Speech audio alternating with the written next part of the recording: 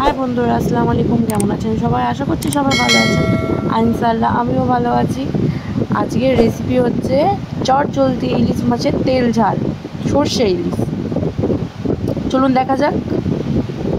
প্রথমে ইলিশ মাছগুলো ভালোভাবে ধুয়ে নিয়েছি পরিষ্কার করে, তারপরে নুন দিয়ে নেব, জিরের গুঁড়ো, লঙ্কার গুঁড়ো,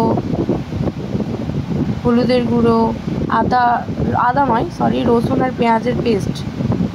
এখানে আমি আদা ব্যবহার করব না, কারণ ইলিশ মাছে আদাটা চলে না। রসুনটাও 2 কোয়া দিয়েছিলাম, আর সর্ষেও ছিল ওর ভেতরে, সাদা সর্ষে। কাঁচা লঙ্কা চিড়ে দিয়ে দিয়েছি, দিয়ে ভালো করে মাখিয়ে নিতে হবে। এর মধ্যে কিন্তু আমি তেলও অ্যাড করে নিয়েছি।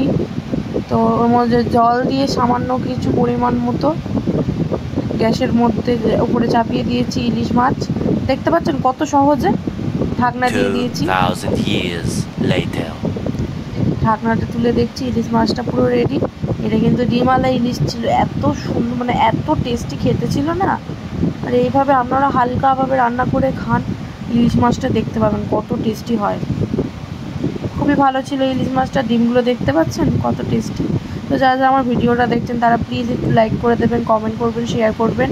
আর যারা যারা সাবস্ক্রাইব করছেন তাদের তো অনেক ধন্যবাদ। আর যারা এখনও করেননি তারা প্লিজ একটু সাবস্ক্রাইব করে দেবেন আর শেয়ার করে দেবেন, যাতে আপনাদের সাথে সাথে সবাই আমাদের ভিডিওটা দেখতে পারে।